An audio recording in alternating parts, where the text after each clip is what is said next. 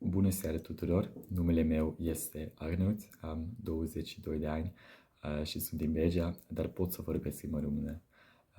Am studiat lingvistică istorică și comparativă la Universitatea din Leuven și din septembrie voi începe un doctorat la Universitatea din Ghent.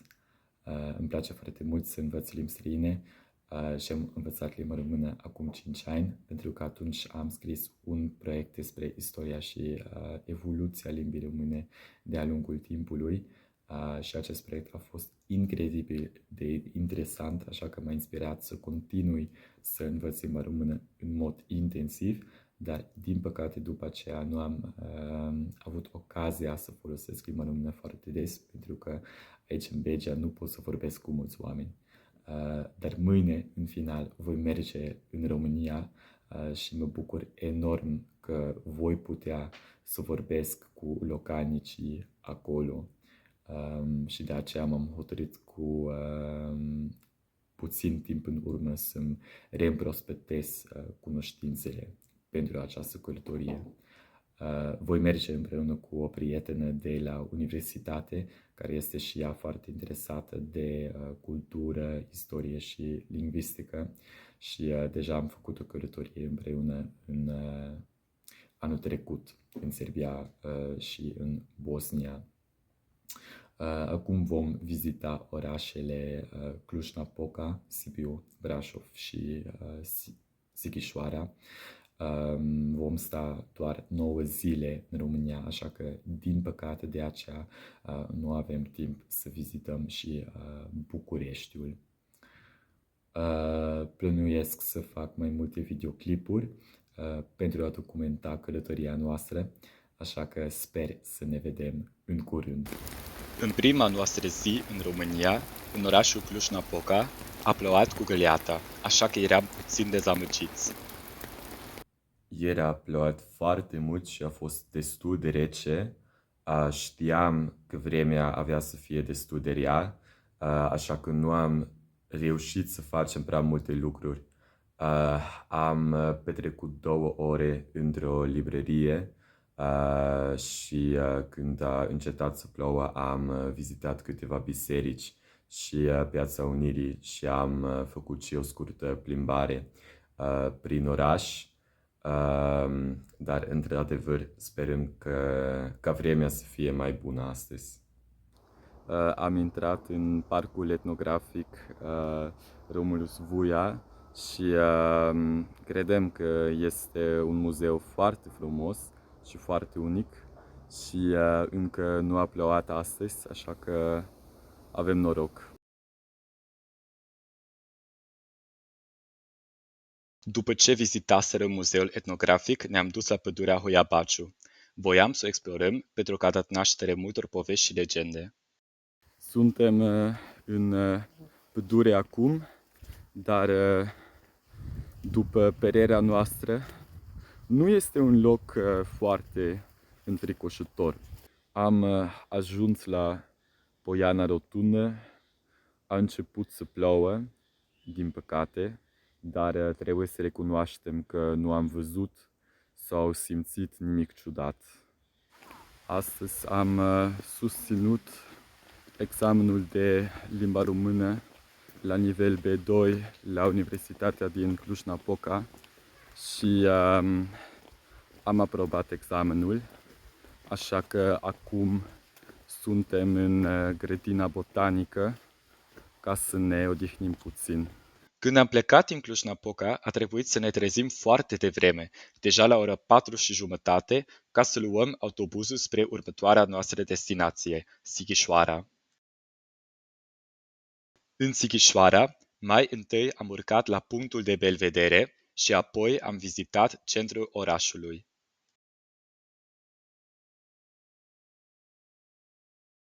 Acum suntem în Sighișoara și după cum vedeți, am luat valizele cu noi pentru că ne-am oprit aici pe traseu dintre Cluj-Napoca și Brașov și chiar dacă e destul de greu să ne plimbăm așa prin oraș, ne bucurăm să fim aici pentru că e un oraș foarte frumos. În ziua următoare am făcut o excursie ghidată la Castelul Peleș, Castelul Bran și Cetatea Râșnov. Am avut multe Da, mă bucur. Hai. chiar să mă îmbunătățesc nivelul. Da, da, da, da. Dar numai așa poți să îmbunătățești, atunci când practici. Da. E ca la orice lucru pe care vrei să-l faci în viața asta. Cu cât mai multă practică, cu atâta devii mai expert în domeniu. Deci așa e Sergiana.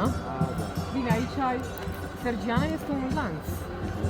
Are mai multe, nu numai restaurante, dar are și fel de eveniment.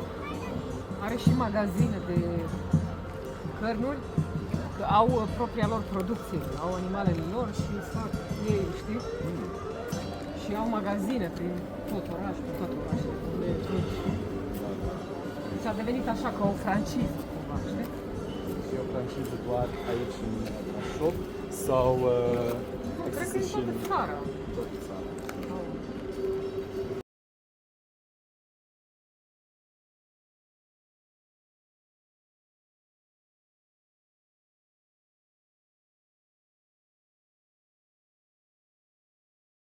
Da, a fost o zi foarte bună. Pare bine de cunoștință. Vă mai așteptăm în România. Da, da, da. Să vizităm și alte locuri. Da, da, da. Sunt sigur că mă voi întoarce cândva, pentru că încă mai sunt multe locuri pe care vreau să le vizitez. Așa că, da, poate ne vedem din nou în Da, viitor. sigur, cum să? Da. Da, da, da. Aveți numărul meu, acum puteți să mă contactați. Da, da. Da. Așa că, Dar nu numai pentru asta, și pentru a dezvolta vorbirea Da, da, română, da. având în vedere că ai învățat atât de da, bine. suntem în Brașov și aici avem o priveliște minunată spre întregul oraș.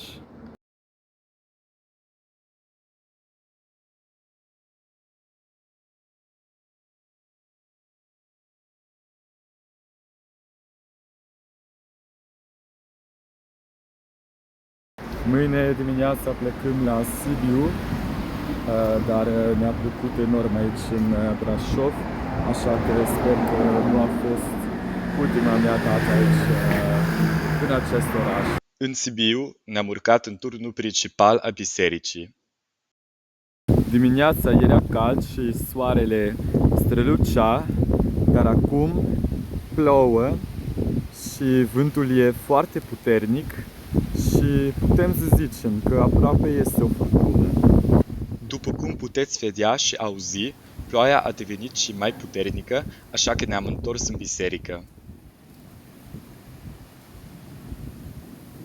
Vremea este foarte rea acum și încă nu s-a oprit ploaia și deja am stat o oră întreagă într-o biserică, dar da, cum am spus, vremea încă este rea și nu știm ce să facem pentru că nu vrem să pierdem prea mult timp, dar nu se poate face mult. Așa.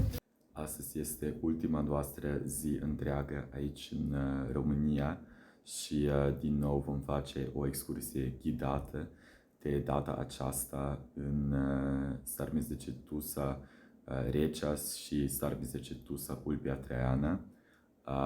După cum știți, acum câțiva ani am scris un proiect despre istoria limbii române în care dacii și romanii evident jucau un rol semnificativ, așa că va fi incredibil să văd cu proprii mei ochi unde și cum locuiau. Deja am văzut câteva artefacte dacice într-o expoziție în Belgia, dar va fi și mai interesant să vizitez aceste site istorice. Natura din jurul nostru, pe traseu către Sarmizegetusa Regia, arăta foarte proaspătă. Mai întâi am vizitat Sarmizegetusa Regia și după aceea ne-am continuat excursia la Sarmizegetusa Ulpia Traiană. Am adorat ambele locuri. În Târgu Mureș ați fost? Din păcate nu, pentru că suntem aici doar 9 zile, așa că nu putem să vizităm toate locurile, din păcate, dar de aceea vreau să mă întorc, pentru că, da, e clar că... Este potențial. Da. Uite, data viitoare când vii, putem să facem Castelul Corvinilor împreună. Peste o jumătate de oră vom pleca cu avionul spre Viena pentru un transfer și apoi ne vom întoarce la aeroportul din Bruxelles și după asta călătoria noastră va lua sfârșit. M-am întors în Belgia și deja mi este dor de România. A fost o călătorie foarte plăcută și educativă și am vizitat multe locuri, în ciuda faptului că șederea noastră a fost destul de scurtă și pentru că a fost o călătorie atât de intensivă, sunt destul de obosit acum și va trebui să mă odihnesc câteva zile, dar nu regret niciun moment. Cred că locul care mi-a plăcut cel mai mult a fost Sarmizegetusa Regia, pentru că poate este cel mai important monument istoric al dacilor și într-adevăr este incredibil că am pășit pe locul unde trăiau dacii și sper că sunt sigur că mă voi întoarce în România pentru că încă am multe de învățat și de descoperit. Mă bucur că am avut ocazia să vorbesc limba română foarte des, spre exemplu de fiecare dată când am comandat ceva la restaurant sau când am cumpărat ceva într-un magazin sau în timpul excursiilor ghidate cu ghizii noștri și observ că nivelul meu de română deja s-a îmbunătățit puțin, chiar dacă, bineînțeles, îmi dau seama că va trebui să exersez mai mult. Am cumpărat 3 cărți în limba română în România și probabil citindu-le voi învăța multe cuvinte noi. Aceste 2 cărți sunt legate de istoria limbii române și a poporului român și am cumpărat o altă carte despre extinția dinozaurilor. În concluzie, pot să spun că România, fără îndoială, este o țară minunată și le recomand tuturor să o viziteze și sper că când voi reveni în România, nivelul meu de română va fi și mai bun. Și cred că asta a fost tot. Mă bucur că am obținut certificatul meu de limba română la nivel B2. Sper să ne revedem și dacă vreți puteți să mă urmăriți pe Instagram. La revedere!